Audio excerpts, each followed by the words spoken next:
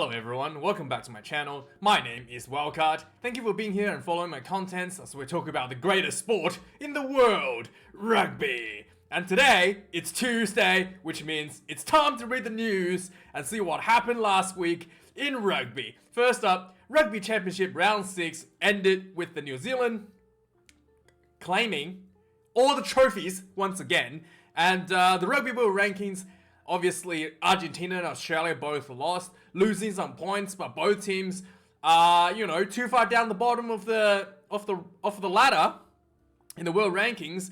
The losing both their tests was inconsequential to the world rankings overall. Remains the same as the week before. So the New Zealand has won the Rugby Championship with 19 points to 18.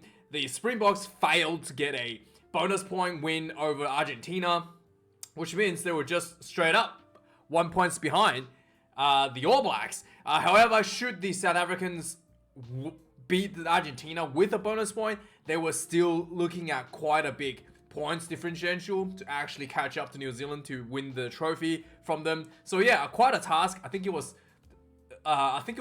38 points going into the test that South Africa had to score to win the cup, and as the match carried on, it just didn't look like what's going to be the case. So really, congratulations to Sir Fozzie for destroying the Wallabies once again at Eden Park with the 16th man on the field, Andrew Brace.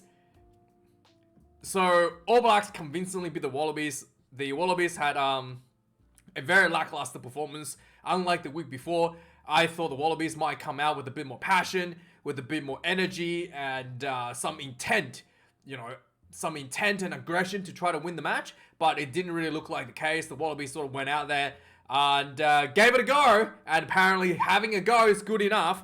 And got absolutely dominated by the All Blacks. And quite an embarrassing performance, to be really frank. There was some little interesting footage that cannot come out with regards to the week before, because obviously, the Australian media can't get over that loss, the first test loss to the All Blacks, because everybody knows the Wallabies are not going to win at Eden Park. And some footage has come out that show that at an earlier point of the game where basically that forward pass try, Bernard Foley threw to Andrew Callaway, he basically rushed the penalty kick to kind of like stop the referees from taking a look at taking a review at the forward pass and essentially getting away with the forward pass. And there was some footage that came out that showed, let me just put this music down a bit, and it showed that the referee had explicitly told Bernard Foley to not kick the ball, to wait for the review, but Bernard Foley just kicks it anyway. And the referee had to give him the goal and carry on the game. So, a lot of the pundits in Australia reckons this is the point where the referee got impatient with Foley. And this is probably like the spark that triggered the referee to reverse his decision, to reverse the penalty for a short arm for the All Blacks for wasting time in that dying period of the game. So yeah, just a quick look at this. You have to wait. So the referee tells him to wait. He kicks the penalty anyway. And the referee just issues it's not the penalty, kicks the conversion anyway. And the referee issues the conversion and carries on the game. Some of the pundits who reckons, well, if Reynal wasn't happy with this, he could have called it back and waited for the kick. But Reynal obviously did not do that and carried on with the game. And that was, and that was a lot of people think the tipping point, I guess the initial spark that set off Reynal late in the game to make his time wasting decision against the Wallabies. And then obviously the Wallabies are rejoiced by the news that came out that Eden Park will no longer be available next year to play the Rugby Championship. Oh, thank goodness. Oh my God. Oh, how fortunate. Oh, and we'll have to thank the women's football team, soccer team. So the Women's Soccer World Cup is going to be played in New Zealand, I think. And Eden Park is booked to play the Soccer World Cup for the girls. And not going to be available for the Bledisloe. Finally, we can win a game in New Zealand. Only 12 months away, guys. Only 12 months away. Can't wait to lose again in New Zealand. Only 12 months to go. But and there was also some talk as well that kind of baffled me again. Apparently, the next year the rugby next year the Bledisloe Cup that was gonna play in Brisbane, not Brisbane, in Australia, it's gonna be MCG. So in Melbourne once again, 2 years in Melbourne. I honestly, if Rugby Australia, it's not set out to destroy rugby, I don't know what it is, what they're trying to do. I actually don't know what they're trying to do. If that's not blatant enough, their goal to run the game into the ground, I don't know what else is. Okay, I don't know. Honestly. And obviously there was some talk like, the Wallabies made the boomerang again as a response to the Haka. There was some talks about it, and it's becoming more common for teams to, make some kind of show before during the Haka to make a statement. I mean, how about this for an idea, guys? How about the statement that you make against the Haka, right? How about this? Okay, just a quick thought here. How about you just win the match? How's that a statement for response to the Haka? You win the match. Is it just me, or is that just like, I don't know. That feels like pretty good response to the Haka. You just win the match, right? I mean, what's with all this boomerang or V-shape that England posed? Just win the match. How's that? The Haka issues the challenge. You accept the challenge by winning the match, right? That's how it goes. Anyway, is it just me? I mean, maybe I'm crazy. But I think that's a good response, guys. Try that next time. Okay? 12 months away, by the way, guys. 12 months away for you to come up with something as a proper response. If you haven't figured that out yet. Obviously, Sir Fozzie is extremely happy. He has James Ryan to thank, and maybe offer his wife and children to James Ryan at his residence, because James Ryan has saved his job, and Fozzie, he has saved the All Blacks, and you have everything to celebrate, and James Ryan is the man that you should be giving him everything you earn. Every penny you've got, you should give it to him, because he's earned it for you, okay? Fozzie's pretty happy. Obviously, as always, he talks about moving forward, yada, yada, yada. Obviously, there was also an interesting moment in the match where Sam Whitelock, so as you can see in the picture, was given a try, which was quite contentious. What's his name? Angus Bell had his hand on the ball. It looked like Sam Whitelock had the ball on the back of his hand like this. Kind of hold on to, you're just holding onto the ball kind of like this. But it's really hard to see who's actually in possession of the ball. But what was, the bit of disagreement between the two teams after the match, Dave Rennie basically thinks that the referee should not have called an on-field decision try, because he clearly did not have a vision who was in possession of the ball on the field. Because everybody saw on TV, it was virtually impossible to tell who had the ball at the point where the ball touched the ground. So Dave Rennie thought the referee made the wrong decision on the field. But a lot of the All Blacks fans thinks that Sam Whitelock did have his hand on the ball, held it backwards like this, and was a try for the All Blacks.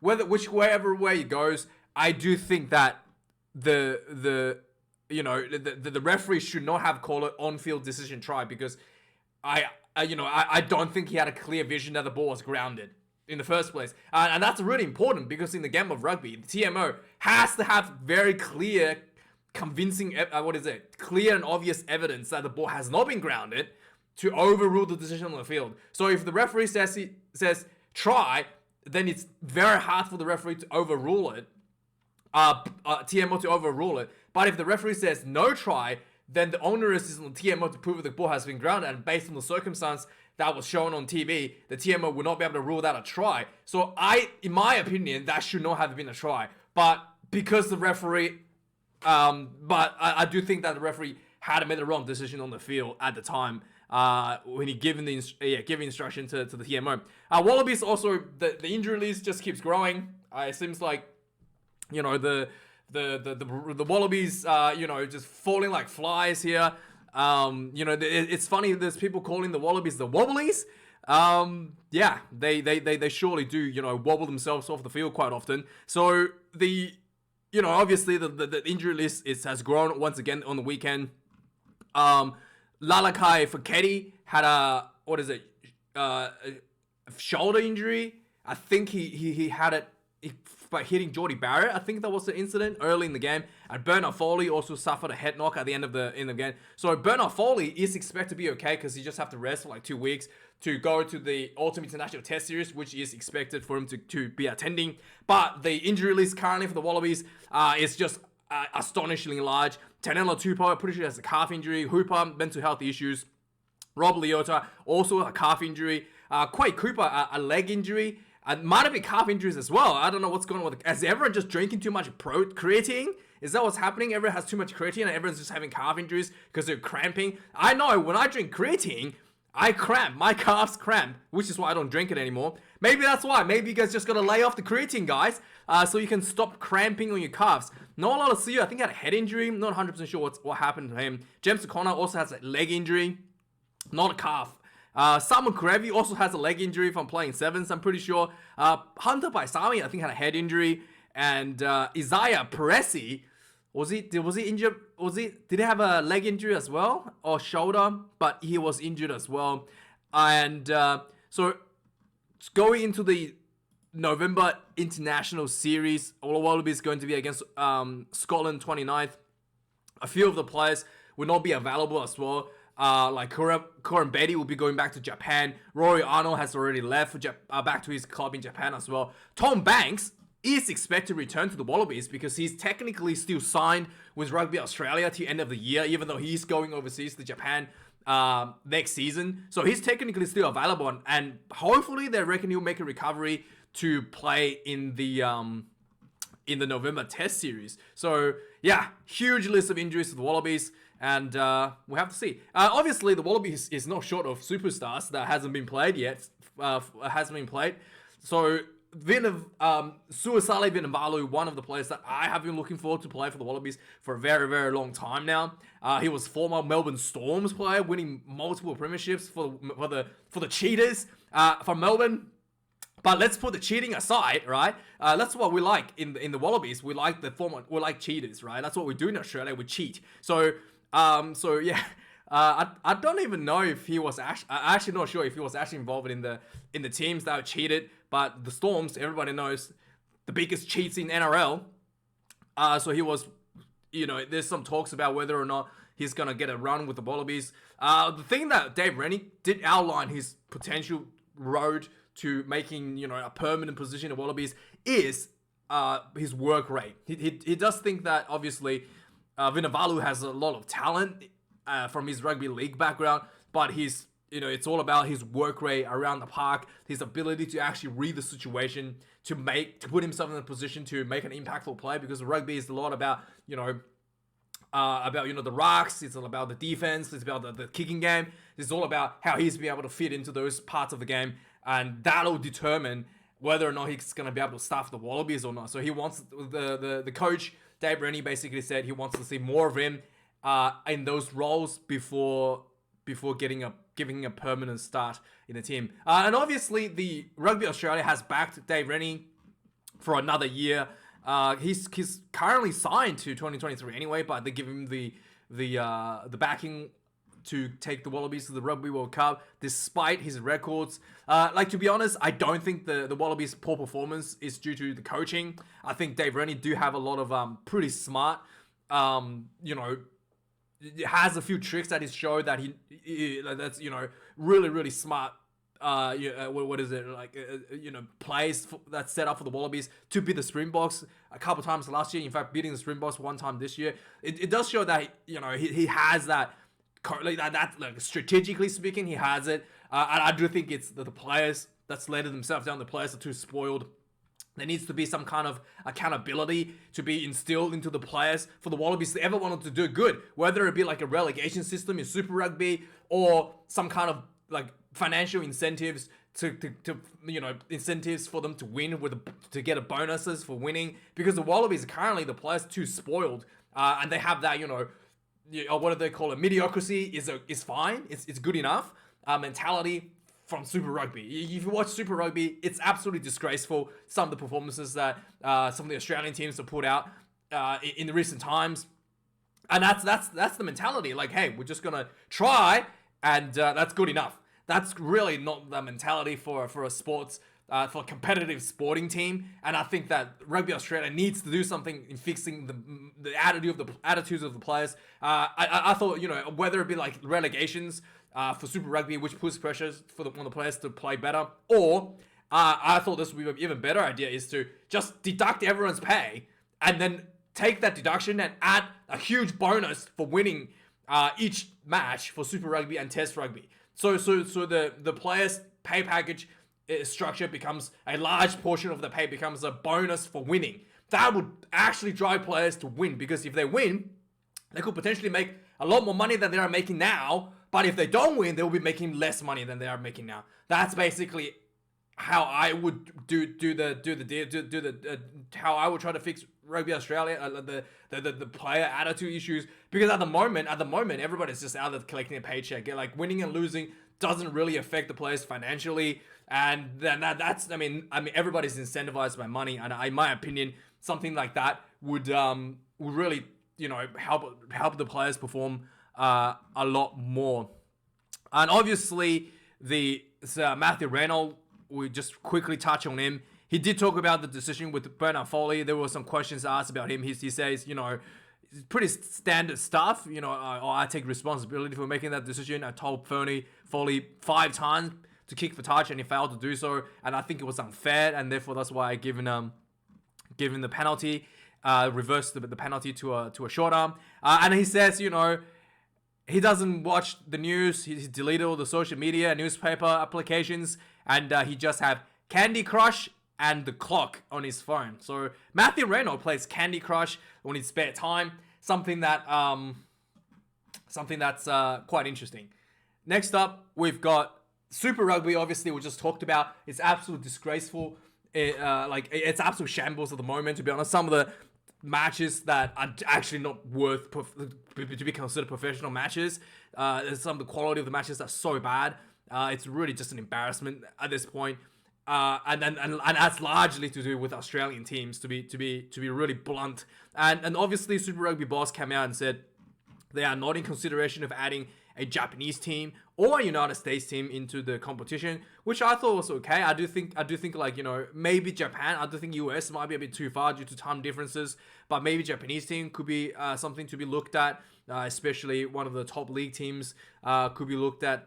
In some sort of like finals format with Super Rugby would be interesting. Japan has a relegation system with the rugby, and Super Rugby don't. So obviously, I don't know how they're gonna turn this sinking ship around. Rugby Australia is obviously trying to get more money from New Zealand by threatening to end the agreement next year. I think New Zealand should just call this bluff and just let them end the agreement and see what happens. Because to be frank, the only game, if New Zealand and Australia started their own domestic competition, I would just watch the New Zealand part. I don't have to watch the Australian part anymore because it's so bad. It's actually a waste of time, and it's embarrassing to watch. So I would just, you would just make my life a lot easier, where I just only have to watch the New Zealand teams play and not watch any of the Australian garbage. So call this bluff. Call this bluff, New Zealand. And obviously they won't, because the management at New Zealand Rugby is also incompetent and a bunch of morons. So, this is what we're gonna get: a subpar product of Super Rugby and 2 incompetent management trying to fight each other for profit split. And that's the state of rugby in this part of the world. So obviously the second test match, Springboks beat the Argentinians 38 points to 21. I do think there was, if I was to say, the Argentines made a really good effort to come back against the Springboks. The Springboks was looking comfortably going to take the game, going to half time, pretty much dominating the first half. And then Argentina came back with 3 points, within 3 points of reach, going to the last 15 minutes or so. And until one of the props, the reserve pro, Joe Scalvi, number 18, Joe Scalvi, had a brain explosion and collapsed the rolling maul illegally, gets himself yellow carded, and conceding a penalty try on 72nd minute. And that was basically the turning point for the Springboks to close out the game, 38 points to 21. It was actually one of the most bizarre games in the world, in the game ever as well. There was, I think it was like, 43 lineouts, 42 lineouts for the game. And I think, 37 penalties or something. It was ridiculous. One of the most ridiculous games of rugby from the referee's perspective as well. Good news for the Springboks. They have signed a 6-year deal with Nike to make the jerseys for the next Rugby World Cup and also the World Cup in Australia in 2027, which is really nice. I do really like the Nike jerseys. The Argentina jerseys are made by Nike, and I do think they look quite good. Look better than the Asics one, to be really frank.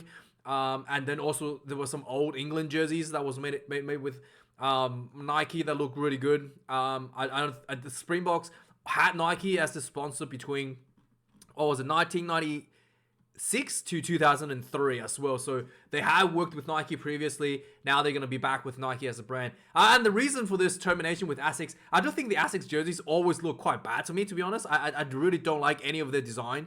They also make the Wallabies jerseys. So never really a big fan of any of the Asics designs. But the reason is that Asics actually is moving out of rugby. They're sick of making rugby jerseys.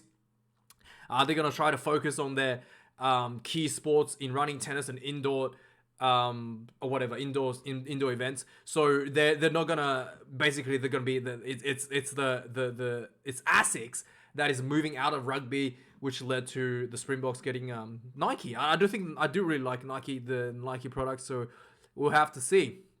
Obviously Michael Cheika had a bit of a crack at the referee after the game as well. He didn't explicitly say any of the things that happened, but he did kind of talk about that they conceded 22 penalties, and he was surprised that his team conceded this many penalties. I mean, what the key point, that takeaway here is not that Michael Cheika is bitching about the referee. He's basically saying that it's really difficult to gauge how the referee is going to interpret the game because of inconsistencies, and he's actually struggling to understand why his team, doing basically the same things, would be one of the lowest conceding penalty teams leading into this last test match against the Springboks, and then suddenly became like outrageously penalized by the referee. So he's kind of calling the referee out for inconsistencies rather than having a go at the referee. That's basically the gist of what he's trying to say after the match. Obviously, one of the Springboks are not happy with the referee as well. It was one of the worst decisions, one of the strangest decisions I've ever seen. Eben Etzebeth gets a yellow card for apparently obstructing a player into a dangerous position. Long story short, Eben Etzebeth, a player was blocking Eben Etzebeth. He bumps into the blocking player. There was a high ball. Another player, pretty standard stuff, will try to block the chaser. Eben Etzebeth gets blocked. He pushes him away, as you probably would when you're getting blocked. And the player that gets pushed away has a tiny little bump into another player, like basically like a slap of the like almost like an elbow, slap to another player, of his own player. So the player that he elbow bumped into essentially takes out the Argentina Emiliano Foley, who was catching the ball, takes him out in the air, leading to Foley landing like on his face essentially, in a pretty bad landing. And the referee deemed that whole sequence of play Eben Etzebeth's fall for a yellow card, which was really strange because no matter how you look at it, he was illegally blocked, or that push really was inconsequential, leading to Foley falling on his face because his own teammate actually took him out. It was really weird decision that the referee has come down to yellow carding Eben Etzebeth. My theory is Damon Murphy was trying to was giving out this yellow card as a payback to Ala Alatoa for Eben Etzebeth putting his hands on Alan Alatoa. How dare you? Alan Alatoa is a saint. How dare you put your hands on him? Okay, maybe that's why Damon Murphy wanted to, get one back for old mate Alan and issued a penalty. So the URC actually second round is underway. So there's some good news for your Springbok fans. Jake White, one of the greatest Springbok coaches ever, the winner of the Rugby World Cup 2007. One of the reasons I have a Springbok jersey, the Rugby World Cup one from 2007. He's actually offering buying 1,000 free beers at the game this weekend. So guys, head off to the Saturday's game against Edinburgh in Pretoria and get your free beer. And the tickets, and apparently only 1.25 pounds, the cheapest one, 25 rand. That is so cheap. 1.25 pounds for a ticket. Here in Australia, it's like, $25 to just get the cheapest, tickets standing in the car park, to $25 just to stand in the car park, right? And $1.25 pounds, that's really, really good price. So yeah, go get your free beer. And obviously there was some interesting stuff came out of England. One of the rugby clubs, Worcester Warriors, is suspended from all competition with immediate effect by the Rugby Football Union, which is England's rugby union. The reason is they have basically some really suspicious financial activities. Just a quick, basically they cannot prove that they basically were asked to. They're basically going bankrupt essentially, and they were asked to show proof of insurance and money to cover the payrolls, and they were not able to show proof that they were able to cover the payrolls for the players and the management. So yeah, they were basically suspended from activities. There's actually quite a bit of really dodgy stuff going on at the club that needs to be looked at. So basically, the club was sold to basically venture capitals in 2018, and that money was basically they were as part of the deal. The club didn't have to show any sort of proof of funds or anything. So the club basically just took the money, right? They don't have to show how much money they were losing. They basically just gobbled up the money and run it away, used it all up. And then basically the next couple of years, they used up all the money that was given to them from that venture capital. And then they basically did these dodgy things where they created created shell companies overseas and moved their assets around to make it look like they were making money to pay the management bonuses. And instead of basically they were losing money, but they pay management bonuses.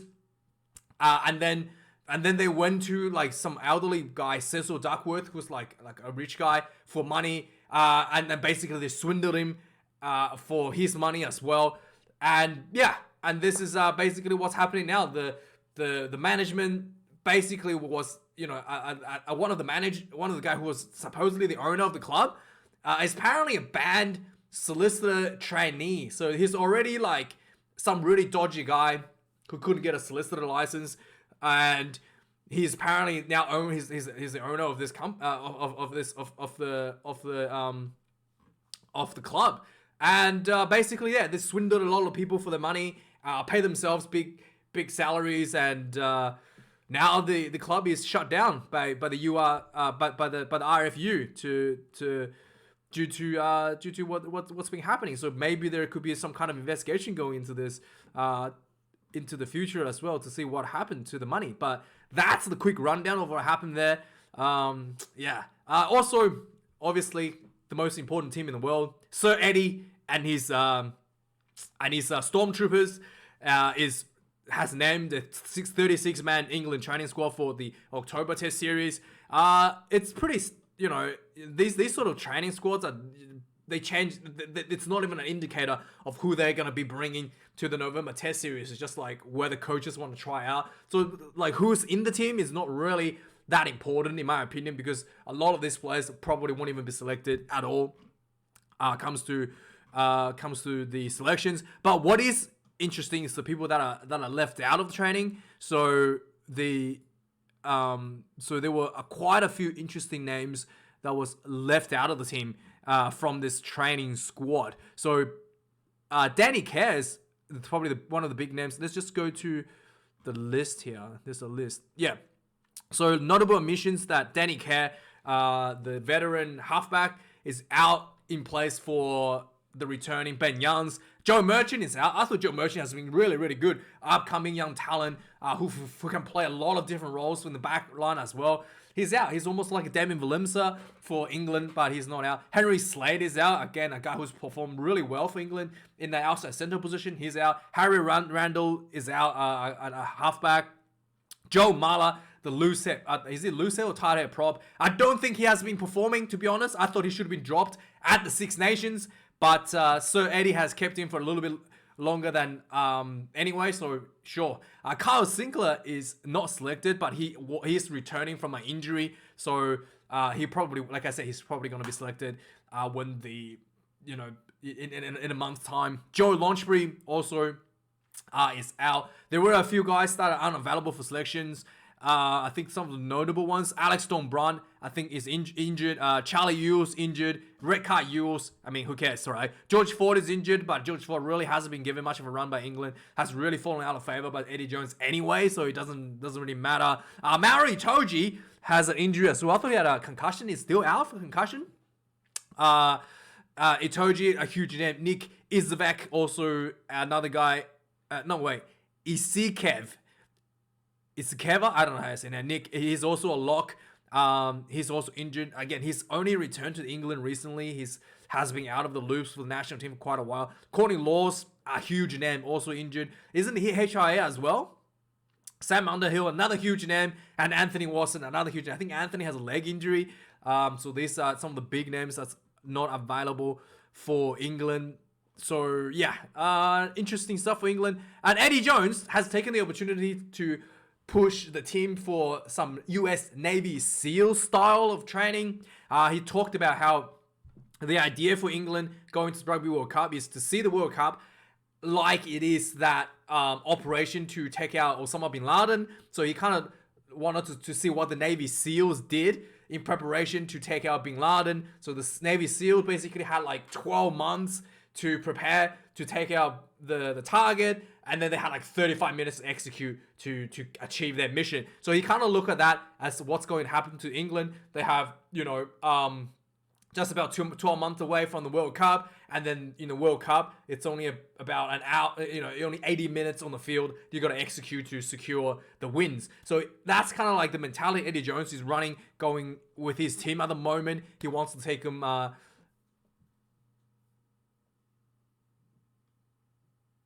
yeah, and it looks like Eddie Jones is just leading the jog here. Like, quite fit for his age. And also obviously Eddie Jones also talks about another thing is he wants to like train the players to deal with kind of like also goes to the Navy SEAL stuff as well, to deal with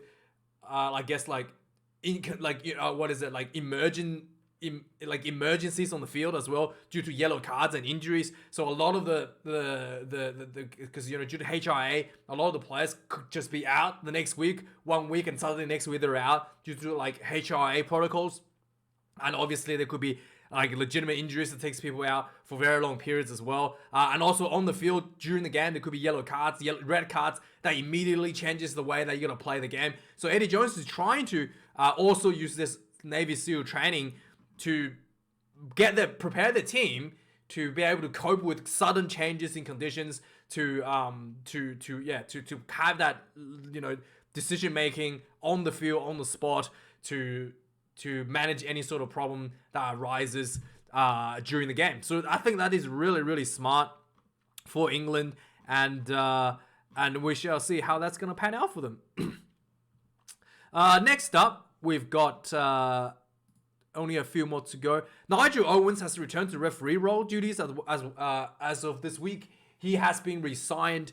He has been signed to the URC, United Rugby Championship, as a head match official. And the role of a head match official is to select referees for the URC matches. So he will be one of the independent referee selection panel, and alongside of a bunch of other people. But yeah, he's going to be involved in URC and hopefully bring some more consistency to rugby refereeing across the board. And finally, last bit of news, Stuart Lancaster, the former England head coach, losing the Rugby World Cup at home in the pool stage, gets eliminated pool stage, infamously to be as the coach for that.